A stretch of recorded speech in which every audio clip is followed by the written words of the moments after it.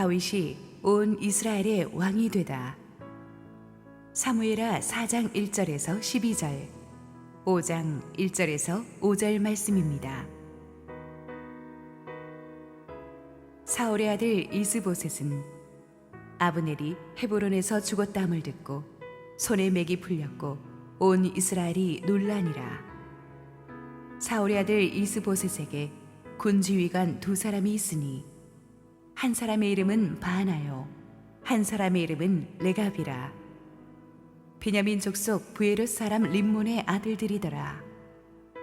브에롯도 베냐민 지파에 속하였으니 일찍이 브에롯 사람들이 깃다임으로 도망하여 오늘까지 거기에 우거함이더라. 사울의 아들 요나단에게 다리 저는 아들 하나가 있었으니 이름은 무비보셋이라.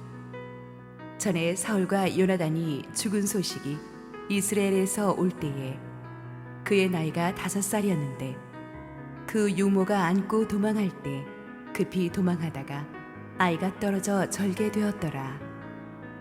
브에롯 사람 림몬의 아들 레갑과 바하나가 길을 떠나 볕이 쬐을 때 즈음에 이스보셋의 집에 이르니 마침 그가 침상에서 낮잠을 자는지라. 레갑과 그의 형제 바하나가 밀을 가지러 온 채하고 집 가운데로 들어가서 그의 배를 찌르고 도망하였더라. 그들이 집에 들어가니 이스보셋이 침실에서 침상 위에 누워 있는지라. 그를 쳐 죽이고 목을 베어 그의 머리를 가지고 밤새도록 아라바 길로 가 헤브론에 이르러 다윗 왕에게 이스보셋의 머리를 들이며 아뢰되 왕의 생명을 해하려 하던 원수 사울의 아들 이스보셋의 머리가 여기 있나이다. 여호와께서 오늘 우리 주 되신 왕의 원수를 사울과 그의 자손에게 갚으셨나이다 하니 다윗이 브에롯 사람 림몬의 아들 레갑과 그의 형제 바하나에게 대답하여 그들에게 이르되 내 생명을 여러 환난 가운데서 건지신 여호와께서 살아계심을 두고 맹세하노니 전에 사람이 내게 알리기를 보라 사울이 죽었다 하며 그가 좋은 소식을 전하는 줄로 생각하였어도 내가 그를 잡아 시글락에서 죽여서 그것을 그 소식을 전한 가품으로 삼았거든. 하물며 악인이 의인을 그의 집 침상 위에서 죽인 것이겠느냐. 그런즉 내가 악인의 피 흘린 죄를 너희에게 갚아서 너희를 이 땅에서 없이 하지 아니하겠느냐 하고 청년들에게 명령하매 곧 그들을 죽이고 수족을 베어 헤브론 목가에 매달고 이스보셋의 머리를 가져다가 헤브론에서 아브넬의 무덤에 매장하였더라. 이스라엘 모든 지파가 헤브론에 이르러 다윗에게 나와 이르되 보소서 우리는 왕의 한 고륙이니이다. 전에 곧 사울이 우리의 왕이 되었을 때에도 이스라엘을 거느려 출입하게 하신 분은 왕이시었고 여호와께서도 왕에게 말씀하시기를 내가 내 백성 이스라엘의 목자가 되며 내가 이스라엘의 주권자가 되리라 하셨나이다 아니라. 이에 이스라엘 모든 장로가 헤브론에 이르러 왕에게 나아오매 다윗 왕이 헤브론에서 여호와 앞에 그들과 언약을 맺음에 그들이 다윗에게 기름을 부어 이스라엘 왕으로 삼으니라. 다윗이 나이가 30세에 왕위에 올라 40년 동안 다스렸으되 헤브론에서 7년 6개월 동안 유다를 다스렸고 예루살렘에서 33년 동안 온 이스라엘과 유다를 다스렸더라. 할렐루야. 우리 하나님께 감사와 영광의 박수 올려드리겠습니다. 축복된 주일 예배 현장에 나오신 여러분들과 지금 실시간 온라인 생방송으로 예배에 동참하고 계신 국내 모든 성도님들에게 하나님의 평강이 넘치도록 임하기를 축원합니다.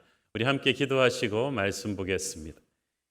사랑하는 아버지 은혜를 감사합니다. 불안하고 힘든 하루하루를 살아가지만 주님의 임재 앞에 와서 예배할 수 있으니 참 좋습니다. 부족한 종을 감추시고 오직 우리 주님 홀로 영광 받아 주시옵소서. 예수님 이름으로 기도했습니다. 아멘. 지난주에 우리는 북이스라엘 왕국의 실세였던 아브넬 장군이 다윗 왕에게 항복하기 위해서 헤브론으로 왔다가 다윗의 군대 장관 요압에게 뜻밖의 불시에 암살당하는 비극적인 사건을 함께 살펴보았습니다.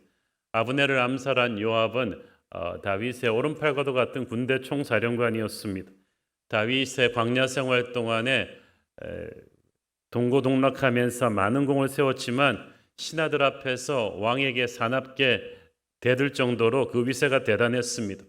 이 요압은 자기 동생을 잃은 데 대한 개인적인 복수심과 또 자기 아닌 다른 사람이 다윗의 총애를 받는 것을 견디지 못하고 정말 앞뒤 가리지 않고 아브넬을 암살해 버렸습니다. 아브넬 암살 사건은 다윗의 왕국을 큰 재앙으로 몰고 갈 수 있는 국가적인 중대 사건이었습니다. 전후 사정 모르는 사람들은 다윗의 오른팔인 군대 장관 요압이 한 짓은 반드시 배후에 다윗이 있지는 않을까라고 의심했을 것입니다. 이로 인해서 애써 이루어졌던 이스라엘 통일이 하루아침에 물거품이 될 수도 있었고 항복하려 했던 사울의 추종 세력은 다시 전쟁으로 돌입할 수도 있었습니다. 그렇지만 다윗 왕의 진심 어린 애도로 인해서 민심이 다시 가라앉아서 위기를 넘겼어요. 참 다윗의 인생 여정을 보면은 한순간도 이렇게 좀 안심할 틈이 없는 것 같아요. 기쁜 소식과 나쁜 소식이 번갈아 가면서 예측하기 힘든 타이밍에 터졌기 때문에 정말 기도하고 정신 바짝 차리고 있지 않으면 안 되었습니다. 하지만 다윗은 하나님의 사람이었기 때문에 하나님의 힘으로 큰 위기도 잘 넘길 수가 있었습니다. 그러나 인간적인 사고방식으로 살아가는 북이스라엘은 달랐어요. 하나님을 제대로 안 믿는 사람이나 조직의 특징은 조그만 충격에도 확 무너질 수 있다는 것입니다. 오늘의 본문은 아브넬의 죽음이 이제 북이스라엘의 붕괴를 불러일으키는 그 엄청난 이 도미노 효과를 보게 될 것입니다. 1절 읽습니다. 사울의 아들 이스보셋은 아브넬이 헤브론에서 죽었다 함을 듣고 손에 맥이 풀렸고 온 이스라엘이 놀라니라. 아브넬의 사망 소식은 정말 북이스라엘의 왕 이스보셋에게는 하늘이 무너지는 것 같은 충격이었습니다. 손에 맥이 풀렸다는 것은 그냥 온몸에 기가 빠져서 더 이상 살아갈 의지를 상실하고 털썩 주저앉았다는 뜻이에요. 둘 사이에 갈등이 깊었다고는 하지만 그래도 아브넬이 누굽니까? 오늘날의 북이스라엘이 있게 만든 1등 공신입니다. 군의 총사령관입니다. 사울의 핏줄이라는 것 외에는 아무 능력이 없는 이스보셋이나 북이스라엘 신하들에게 있어서 아브넬 장군이 없는 나라는 상상할 수도 없었습니다. 그래서 성경은 온 이스라엘, 이 사울의 추종 세력들이 모두 놀랐다고 되어 있는데 영어 성경에 보니까 All Israel became alarmed. 그냥 비상사태에 들어갔다. 나라가 이제 망할 수도 있다는 생각에 바짝 경계심을 이렇게 챘다는 거예요. 그만큼 북이스라엘이 아브넬에게 의존도가 컸던 거죠. 나라를 지탱하던 힘인 아브넬이 죽으니까 모두가 다 버틸 수 있는 힘을 상실했습니다. 우리가 하나님 말고 다른 어떤 존재를 너무 깊이 하나님처럼 의지하면 이렇게 돼요. 그게 무너지면은 모든 게 흔들려 버립니다. 오직 하나님 위에 우리의 인생을 세워야 할 것입니다. 자, 아브넬이 없는 북이스라엘에 닥친 첫 번째 위기는 이 호수아비 왕이라고는 하지만 이스보셋이 순식간에 암살된 사건이었습니다. 그 암살 사건의 전모를 오늘의 본문 2절 7절에서 쫙 소개하는데 놀랍게도 이 암살 사건의 범인은 왕의 친위대의 그 지휘관이었던 바하나와 레갑 형제였습니다. 이들은 사울 왕을 배출한 베냐민 가문 출신입니다. 아마 왕의 최측근 친위대 장교들은 충성심을 의심하지 않아도 되는 베냐민 지파 사람들로 구성했을 텐데 믿는 도끼에 발등 찍힌다고 이 친위대 장교들이 칼을 거꾸로 들이댈 줄은 누가 알았겠습니까? 이들은 대담하게도 백주 대낮에 왕궁으로 들어가서 낮잠 자고 있는 왕을 살해했습니다. 그리고 왕의 목을 베어서 무사히 왕궁을 탈출할 정도로 그 경계가 허술했어요. 경계가 허술했던 것도 있지만은 아무도 의심치 않는 왕의 최측근인 이 장교들의 배신을 누가 상상이나 했겠습니까? 그들은 이스보셋의 머리를 가지고 밤을 새워 달려서 헤브론으로 옵니다. 그래서 다윗에게 그 머리를 갖다 바치면 아마 큰 상을 받을 것이라고 생각을 했겠죠. 어쨌든 이렇게 북이스라엘은 아브넬에 이어서 이스보셋 왕까지 순식간에 죽임당함으로 인해서 나라 톱 리더십이 순식간에 붕괴되고 말았어요. 이 북이스라엘을 움직였던 사람들의 면면을 보면 정말 하나님을 모르는 세상적 사고방식을 가진 권세의 실상이 얼마나 비참한지를 알 수가 있습니다. 우리는 이미 아브넬을 보았잖아요. 군부의 권세를 등에 업고 허수아비 왕을 세워놓고 막 권세를 휘둘렀던 아브넬이 이제는 자신들의 새가 다한 걸 느끼니까 다시 다윗에게 나라를 갖다 바치면서 계속 자신의 권세를 이어가려고 하다가 죽었죠. 아브넬이 죽은 뒤에는 또 나라에 소망이 없음을 알고 섬기던 주인을 또 죽여가지고 포상받으려고 했던 배신자 레갑과 바하나가 있었습니다. 또 항상 아브넬의 눈치를 보다가 아무것도 못하다가 소신없이 나라를 다스리다가 죽임당한 이스보셋이 있습니다. 이들의 실체가 무엇입니까? 서로가 동지인데 믿지를 않아요. 항상 서로 의심하고 이해관계가 바뀌면 배신을 밥 먹듯이 합니다. 음모와 살인도 서슴지 않았던 사람들입니다. 그게 마귀가 권세 잡은 세상 정치 게임의 실체죠. 아마 지금도 그럴 것입니다. 우리는 세상의 나라와 하나님 나라의 운영 법칙이 완전히 다르다는 것을 확인할 수가 있습니다. 세상 나라에서 잘 나간다 하는 사람들 겉으로는 화려해 보이지만 전부 스트레스성 노이로제성 환자고 분노 조절 장애가 있고 불면증 증세가 있어요. 계속 불안하고 피곤합니다.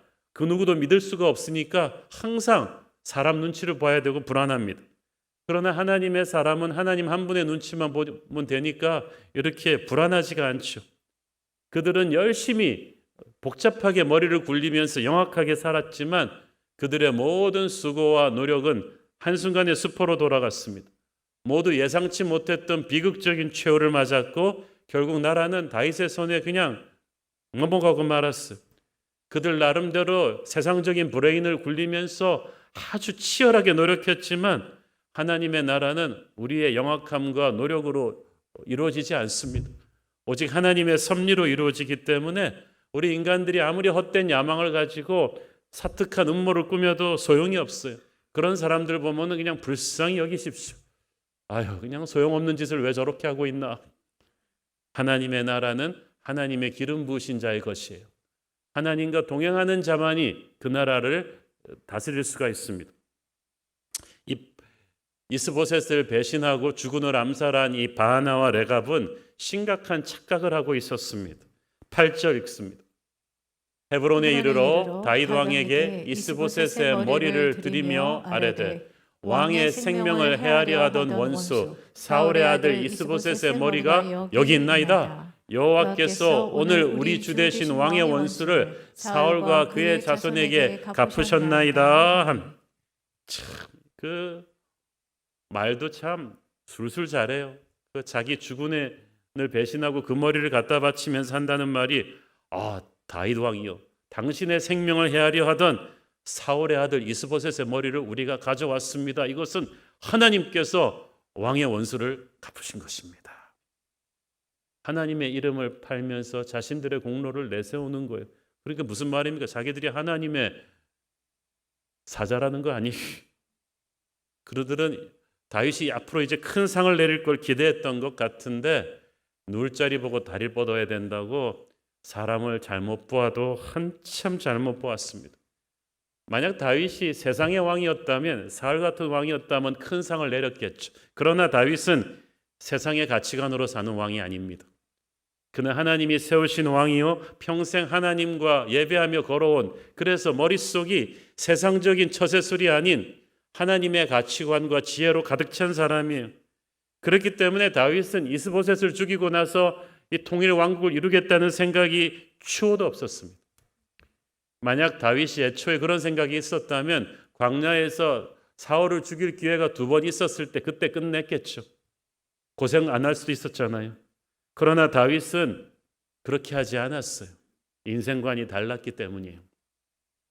사람을 잘못 보고 큰 상을 기대했던 레갑과 바하나 두 사람은 자기들을 쏘아보는 다윗의 눈초리가 뜻밖의 너무나 차갑고 무섭다는 것에 깜짝 놀랐습니다. 주군을 배신한 대가로 새로운 나라에서 출세해 보겠다고 달려온 이 기회주의자들을 다윗은 쏘아보면서 아마 속으로 이렇게 생각했겠죠. 너희들이 사울의 밑에서 오래 있더니 나를 사울 같은 줄 알았구나. 사람을 잘못 봐도 한참 잘못 보는구나. 내가 인생을 사는 방식은 너희들이 사는 방식과 다르다. 다윗은 입을 열어 그 두 사람을 꾸짖기 시작하는데 레갑과 바하나를 꾸짖는 다윗의 말에서 우리는 다윗이라는 하나님의 지도자가 세상의 지도자와 어떻게 다른 인생관을 갖고 있는지를 볼 수가 있어요. 9절 읽습니다.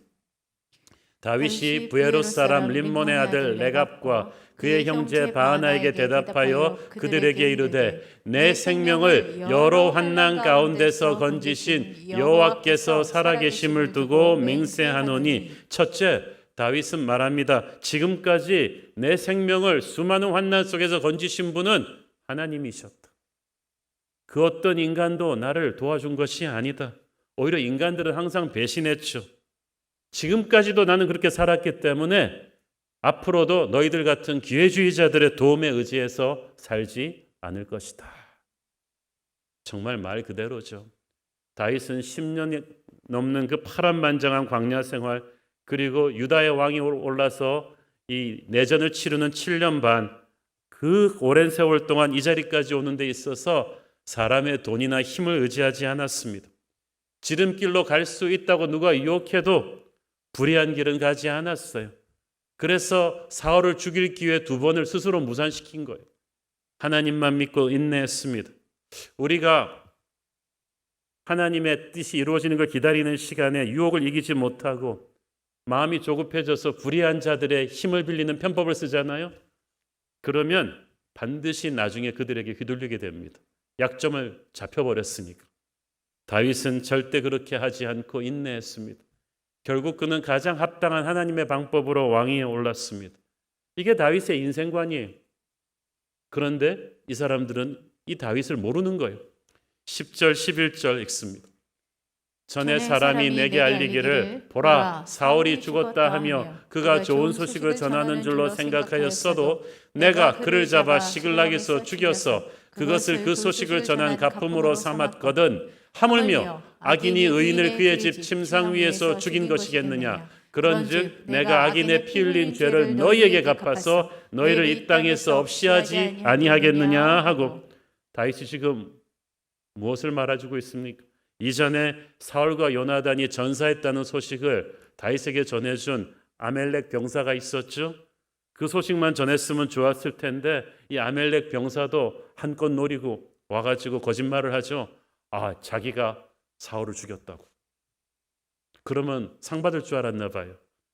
그때 다윗은 네가 어찌 감히 하나님의 기름 부으심 받은 자를 함부로 대했느냐 하면서 그 청년을 즉시로 처형했잖아요. 하나님의 기름 부으심을 존중하는 다윗의 평생 신념이었어요.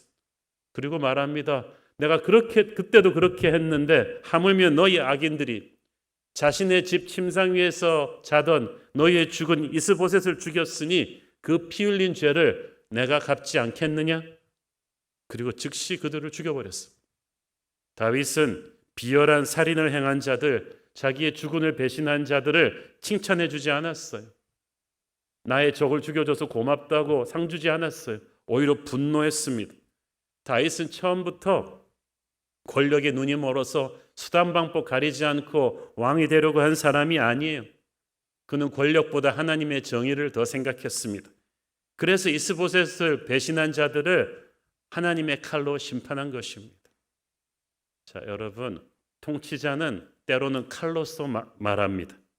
다윗의 이 심판은 새로 출범하는 다윗의 통일 이스라엘이 앞으로 어떤 나라가 될 것인지, 어떤 통치 철학으로 운영될 것인지, 어떤 사람들을 리더로 쓰면서 갈 것인지를 모두에게 들려주는 하나의 메시지였어요.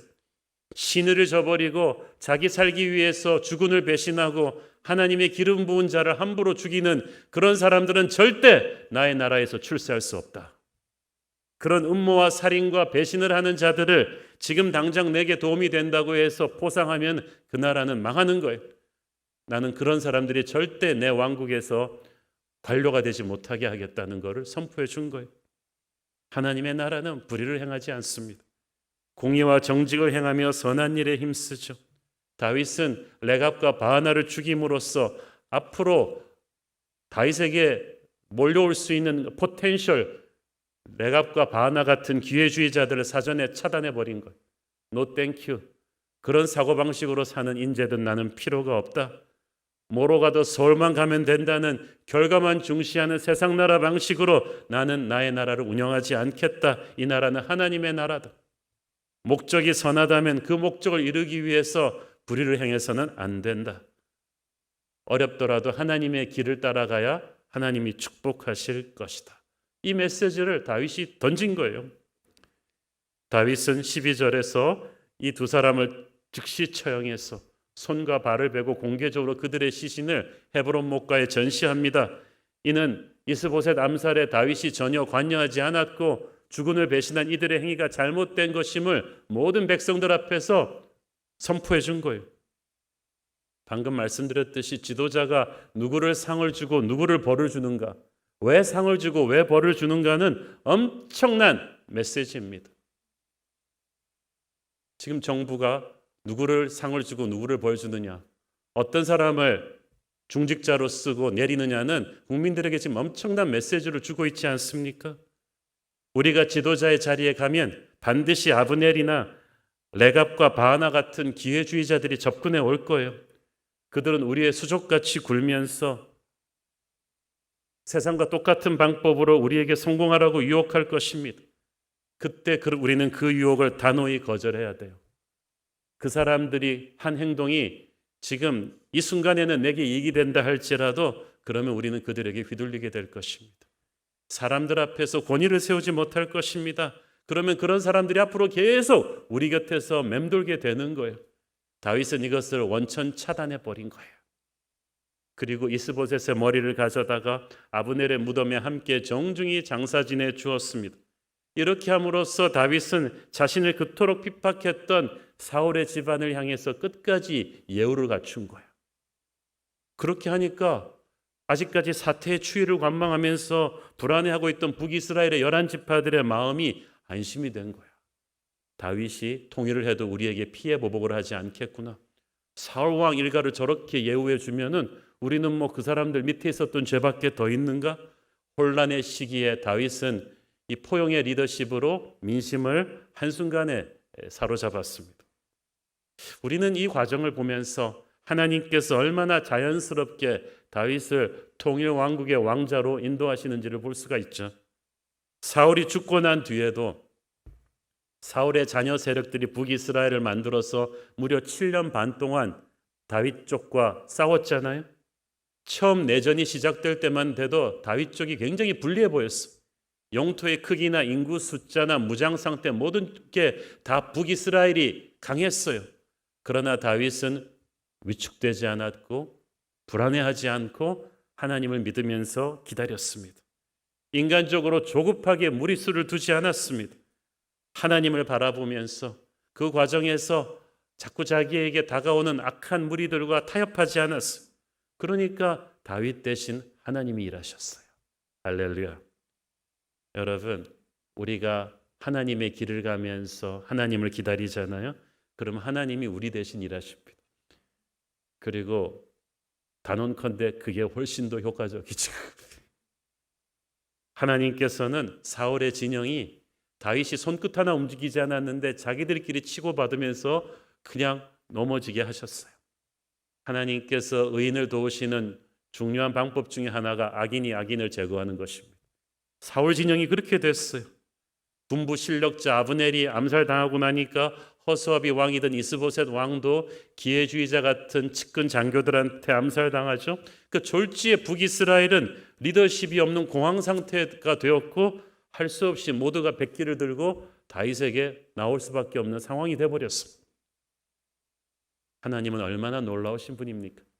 하나님께서는 다윗이 직접 손에 피를 묻히지 않고도 통일 왕국을 건설할 수 있는 길을 열어주셨어요. 이게 중요한 거야. 피 흘리지 않고 새 역사를 이루는 게 얼마나 어렵습니까? 그런데 지금 사실 다윗이 직접 사울 가문을 멸망시킨다면 오래전에 친구 요나단과 했던 언약을부터 깨는 게 되겠죠. 또한 그렇게 다윗의 손으로 직접 사울 가문을 제거하면요, 아직도 그래도 사울이 약했다고는 하나 사울의 통치 밑에서 40년을 있었던 수많은 북이스라엘 백성들 가슴에 원한을 심겠죠. 그러면 당장 힘으로 왕이 되었다고는 해도 나중에 반란이 사방에서 터질 수도 있었어요. 마음으로부터 그들의 순종을 얻어내는 게 중요했는데 하나님께서는 사울 진영이 서로 치고받고 싸우다가 서로 내분으로 다 무너지게 함으로써 자연스럽게 다윗이 통일 왕국의 왕이 될 수 있는 길을 열어주셨습니다. 이런 맥락에서 생각해 보니까요, 모든 것이 합력해서 선을 이룬 거예요. 인간이 저지른 사고까지도 사실 지난주에 요압이 다윗의 허락도 없이 아브넬을 그냥 죽여버린 것은 선을 넘은 행동이었고 다윗을 위기로 끌고 갈 수 있는 행동이었지만 그래도 아브넬이 그렇게 빨리 죽은 것 또한 지나고 보니까 하나님의 섭리였어요. 아브넬이 살았다고 생각해 보세요. 그리고 아브넬이 통일의 1등 공신이 되어서 통일왕국이 되었다. 반드시 다윗에게 청구서를 들이밀 것입니다.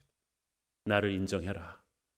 나를 대우해라. 그래야 북이스라엘이 계속해서 당신에게 충성할 것이다. 제2의 요압이 되지 않았겠습니까? 그런데 얼마나 다윗에게 큰 정치적인 부담이 될 수 있었는데 그 성질 급한 요압에 의해서 죽은 거예요. 이스보셋도 마찬가지죠. 아무리 능력이 없는 왕이라도 사울의 핏줄입니다. 살아있었다면 앞으로 일어날 수 있는 사울의 반란 세력의 구심점이 될 수 있는 인물이. 그런데 이 이스보셋도 또 측근 장교들의 배신으로 죽었기 때문에 다윗은 이제 아무런 정치적인 부담이 없이 국정을 주도해 갈 수 있는 것입니다. 이 모든 것을 다윗의 손으로 하지 않고 악인들이 악인들을 제거하는 것은 하나님의 은혜입니다. 그러니까 의인 다윗은 새 역사를 시작할 수 있는 거예요.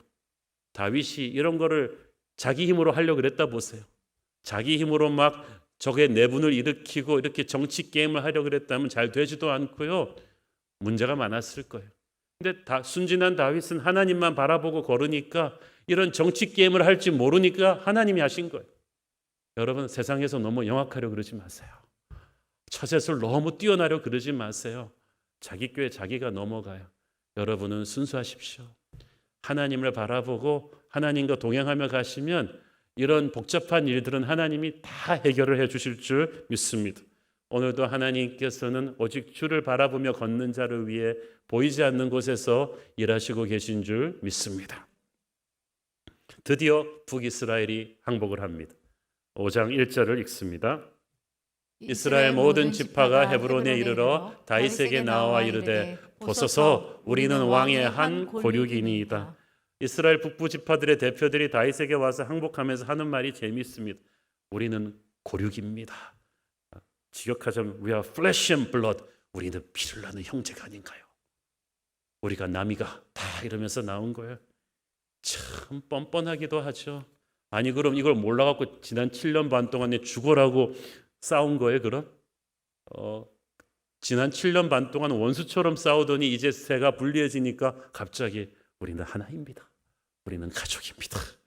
참 뻔뻔하지만 어떡하겠어요. 다윗이 이들을 받아주죠. 그리고 이들의 입으로 스스로 자기들이 얼마나 다윗을 존경했는가를 이렇게 고백을 하게 합니다. 2절 읽습니다.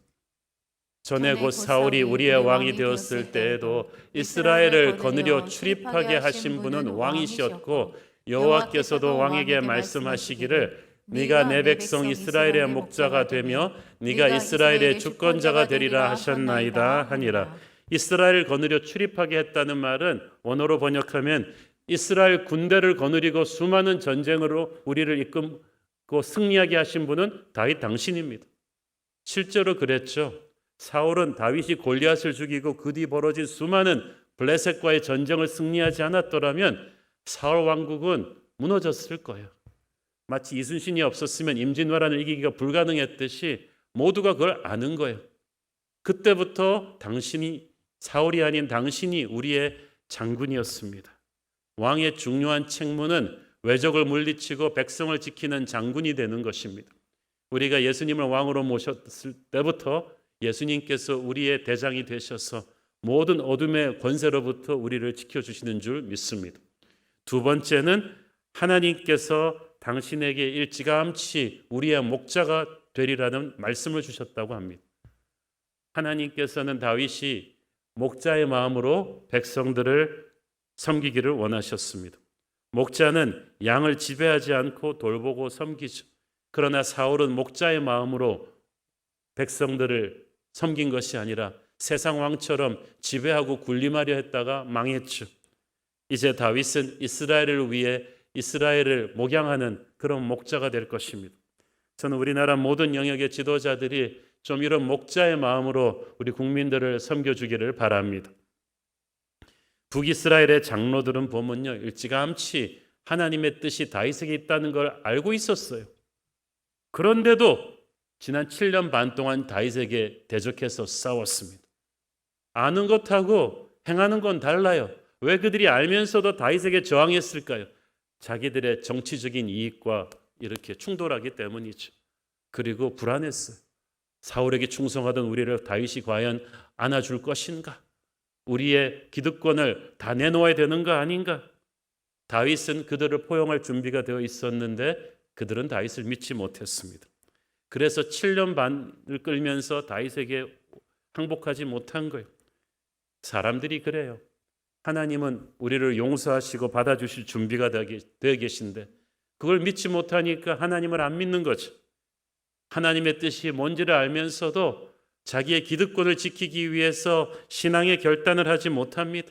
세상 눈치를 살피고 자기에게 이득이 되는 쪽으로 붙습니다. 북이스라엘 지도자들부터 그랬으니 백성들은 어땠겠어요? 그러나 이제 다윗을 주군으로 모시기로 한 지금부터는 더 이상 그렇게 이중적인 삶을 살 수 없어요. 우리도 그래요. 예수님을 믿기 전에는 방황했지만 예수님을 주군으로 모신 뒤부터는 더 이상 뒤돌아보지 않습니다. 세상과 예수님에게 양다리 걸치고 가는 것이 아니라 오직 나는 와 내 집은 여호와만 섬기겠습니다. 그 각오로 초지일관하는 거예요. 오늘의 본문을 보면서 이제 다윗이 전체 통일 이스라엘의 왕으로 세워지는 과정을 보면서 저는 이 사람의 시간 크로노스와 하나님의 시간 카이로스의 우리가 생각할 수밖에 없다고 봅니다. 헬라어 성경에 보면은 같은 시간을 다른 두 언어로 표현하죠. 사람의 시간을 말하는 크로노스. 그러니까 예를 들면 2021년 5월 30일 11시 2분 같은 이 크로노스의 시간입니다.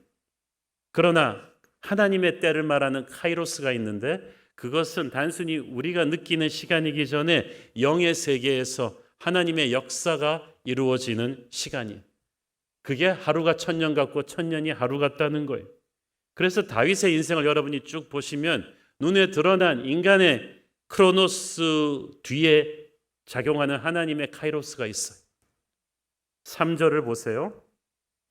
이에 이스라엘 모든 장로가 헤브론에 이르러 왕에게 나오매 다윗 왕이 헤브론에서 여호와 앞에 그들과 언약을 맺음에 그들이 다윗에게 기름을 부어 이스라엘 왕으로 삼으니라. 자, 다윗의 인생에서 이게 세 번째 기름 부음 받는 거예요. 첫 번째는 언제였죠? 지금 다윗이 37살이에요. 그런데 첫 번째는 한 20년 전에 다윗이 10대 소년이었을 때 베들레헴의 이세의 막내 아들이었을 때 사무엘이 집에 찾아와서 왕이 될 거라고 기름 부은 바로 그 순간이에요. 그것은 하나님의 비전이 처음 씨앗이 되어서 뿌려지던 때예요. 그리고 나서 바로 즉위식 했나요? 아니잖아요. 그리고 나서 다윗은 20년이 지난 뒤에야 그것이 이루어지는 것을 보게 됩니다.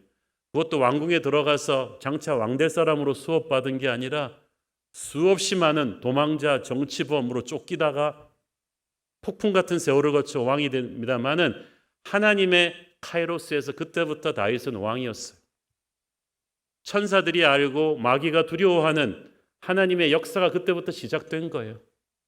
그러니까 초라한 지금을 가지고 보면 안 된다니까요. 베드로를 주님이 처음 만나셨을 때 너는 사람 낚는 어부가 될 것이다. 바로 그렇게 되지 않았잖아요. 수많은 시행착오를 거쳐서 베드로가 나중에 교회 지도자가 되는데 이미 하나님의 시간에서는 그때부터 째깍째깍 카이로스가 시작된 거예요. 하나님의 역사가 이루어지는 거예요. 여러분이 하나님의 말씀을 받는 이 시간이 첫 번째 기름 부으심이에요. 하나님의 비전이 나에게 싹이 트는 시간입니다. 지금은 가난하고 병들고 초라해서 사람들 보기에는 한심해 보이지만 기대하시라. 세 번째 기름 부으심의 시간이 온다니까. 두 번째 기름 부으심은 다윗이 유대 왕이 되었을 때, 광야 생활을 끝내고 유대의 왕으로 세워졌을 때 그때도 기름 부으심을 받았는데 그것은 아직 완전한 통일 왕국의 왕이 아닌 그 왕이 되기 위해서 유다 지파의 왕으로서 중간 스테이션에서 준비받던 기간입니다. 기름 부으심이 점점 완성되기까지 하나님의 카이로스는 계속 움직이고 있었어요. 그리고 오늘 사울 진영이 완전히 붕괴되고 북이스라엘의 장로들이 엎드림으로써 통일 제국의 왕이 된 이 순간이 파이널 세 번째 기름 부으심이에요. 그러니까 보세요.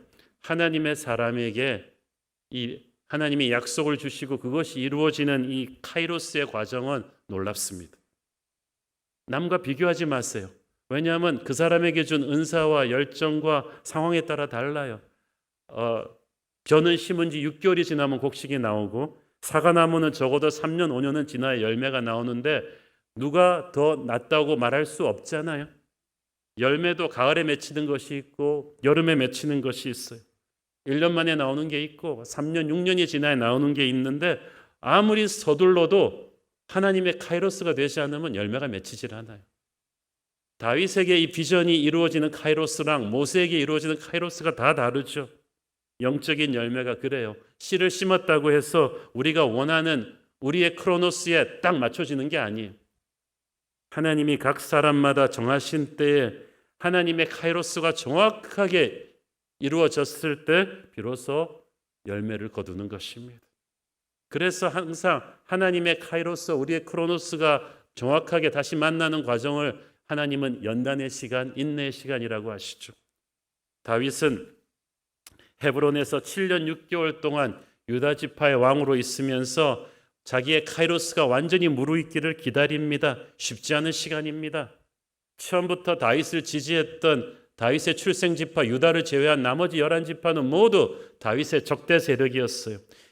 아직 사울에 대한 충성심을 꺾지 않고 있었는데 이들 모두가 마음으로부터 완전히 굴복하기까지 7년 반이 걸립니다. 그러나 이루어졌어요. 하나님이 주신 약속은 반드시 이루어질 줄로 믿습니다. 어떻게 이루어질지를 하나님에게 맡기는 게 그게 진짜 어려운 것 같아요. 배가 고프죠, 우리가. 그렇지만 배고프다고 아직 밥이 채 되지도 않았는데 밥솥을 열면 우리는 설익은 밥을 먹게 될 것입니다. 우리 믿음의 삶이란 것이 약속을 받은 뒤에 하나님의 카이로스를 기다리는 것입니다. 모든 준비를 갖추어 놓고 기다립니다. 그러나 하나님보다 앞서가지 말고 하나님을 거칠게 압박해서도 안 됩니다. 이 과정에서 중요한 게 성급하게 편법을 동원해서 하나님의 카이로스를 앞당기려고 하는 거예요. 다윗에게도 그런 유혹이 있었어요. 광야에서 사울을 죽일 수 있는 두 번의 기회가 그것이었죠. 아마 마귀는 속삭였겠죠. 야, 뭐로 가도 서울만 가면 되지 않아? 단순간으로 이걸 앞당길 수 있어. 초고속 승진 이런 거 바라지 않아? 근데 다윗이 그 유혹을 꺾어버린 거예요. 그리고 사울이 죽은 뒤에도 사울의 자녀 세력을 다윗이 직접 손을 대지 않고 자연스럽게 붕괴하기를 기다립니다. 그러니까 자기들끼리 싸우고 대립하다가 붕괴해버렸어. 그러니까 그 모든 것들이 다윗에게 주신 하나님의 약속이 자연스럽게 이루어지게 하는 큰 그림으로 맞춰진 거예요. 그렇게 하니까 민심이 서서히 다윗에게 옮겨왔고 그렇게 하니까 그토록 복잡하던 상황들이 자연스럽게 정리가 돼요. 사랑하는 여러분, 지금 약속은 받고 오래 왔는데 아무것도 일어나고 있는 것 같지 않아서 답답하시고 낙심되십니까? 하나님께서는 지금도 일하고 계십니다. 우리 인생에서 하나님의 약속을 믿는다면 인내해야만 합니다. 믿음과 인내는 같이 가는 거죠. 나의 자리를 지키면서 기다리면 하나님의 축복이 이루어지는 때가 올 것입니다. 여기서 조심해야 될 게 이걸 참지 못해서 중간에서 무리수를 쓰면 안 된다는 거예요. 세상적인 방법으로 도와주겠다는 레아과 바하나 같은 사람의 손을 잡지 말아야 되는 거예요. 그 사람들을 칭찬하고 상 주어서는 안 돼요. 마음을 강하게 하고 유혹을 끊어야 돼요. 여러분이 세상적인 사람들의 도움으로 꿈을 이루면요, 그 꿈은 이룬 게 아니에요. 반드시 대가를 치르게 돼요. 하나님이 주신 것을 받아야 돼요. 하나님의 때가 되니까 모든 게 정리가 됐어요. 하나님은 정리를 잘하시는 분이에요. 북이스라엘의 민심이 하나로 모아진 상태에서 그들이 와서 다윗에게 스스로 왕관을 바치죠. 그래서 하나님의 사람은요, 믿음에서 오는 여유가 있습니다. 어차피 하나님이 내게 주시기로 한 것이라면 서두르지 않아도 반드시 주십니다. 나를 위해 예비하신 축복을 결코 다른 사람이 가져갈 수 없어요. 다른 사람이 가져간다면 처음부터 내게 아니었겠죠. 이런 믿음이 있다면 저와 여러분은 지금 불안하고 힘든 상황에서도 평안할 수 있습니다. 이왕 하나님을 믿었으면 끝까지 믿어드려야죠. 여러분, 다윗 왕의 통치와 예수 그리스도의 통치에 참 비슷한 유사점이 있지 않습니까? 다윗이 왕이 되니까 어떻게 돼요? 5절에 보니까 이스라엘과 유다가 연합이 됐어요. 이스라엘과 유다는 남과 북이 같은 민족이지만 서로 내전으로 아주 치열하게 싸웠던 나라예요. 원한이 깊어요. 서로 많이 죽였어요. 그러나 다윗이 왕이 되니까 서로 하나가 되었어요. 그리고 평화와 번영을 누리게 되었습니다. 사실 이것은 힘든 일이었어요. 가나안 땅에 들어온 뒤에 여호수아가 죽은 뒤로 사사시대 400여 년 동안 외세 침략 때문에도 그들은 크고 작은 전쟁에 시달렸지만 지파와 지파 간의 전쟁도 피를 튀겼어요. 그러니까 서로 원한이 깊었어요. 늘 불안했고 늘 힘들었어요. 다윗이라는 하나님이 세우신 왕의 통치 밑으로 들어가니까 이 불안했던 세월이 종식이 된 거예요. 다윗은 예수님을 예표하는 인물이라고 했죠. 이스라엘이 다윗을 왕으로 인정하기까지 평안이 없었듯이 우리 인생에서 예수님을 왕으로 인정하기까지 평안은 없을 거예요. 가족들끼리 예수님 없이 평화할 수 없어요. 나라와 나라가 예수님 없이 평화할 수 없어요. 이스라엘은 다윗의 능력과 하나님의 기름 부으심을 알면서도 자신들의 이해관계 때문에 오랜 세월 그를 왕으로 받아들이지 못했습니다. 많은 사람들이 예수님이 하나님이신 것을 알면서도 이 땅에서 기득권을 놓지 못해서 예수님을 핑계대면서 왕으로 영접하지 못합니다. 그러나 결단의 시간은 빠를수록 좋죠. 예수님의 통치 밑으로 들어와야 그때부터 예수님의 은혜가 여러분을 지킬 것입니다. 그때부터 예수님의 축복이 여러분을 채울 것입니다. 어둠의 권세를 예수를 왕으로 모신 사람은 두려워하지 않습니다. 현재와 내세에서 우리 주님이 우리를 복주신다는 것을 믿으십시오. 아무리 큰 위험이 닥쳐도 우리 주님은 우리를 버리지 않을 것입니다. 험한 골짜기 빈들로 가는 듯한 느낌이 드는 분들이 많으시죠. 약속을 받았는데 언제 이루어지는가 하면서 이 복잡하고 힘든 상황 속에서 이루어지기는 할 것인가, 나도 세상에 손을 잡아야 되지 않는가 라는 갈등을 하는 분이 있다면 오늘 다윗을 보면서 마음을 정리하십시오. 하나님은 여러분을 인도하십니다. 마지막까지 그분을 믿는 자는 최후의 승자가 될 줄로 믿습니다. 기도하겠습니다. 주님 은혜를 감사합니다. 그 험한 세월을 거쳐서 다윗이 기적같이 모든 백성들의 존경을 받으며 왕이 됩니다. 우리도 끝까지 주님을 믿고 의지할 것입니다. 편법을 동원하지 않고 조급해하지 않을 것입니다. 오직 주님을 믿습니다. 주님만이 나를 다스려 주옵소서. 이해할 수 없는 상황에서도 주님을 믿습니다. 예수님 이름으로 기도했습니다. 아멘.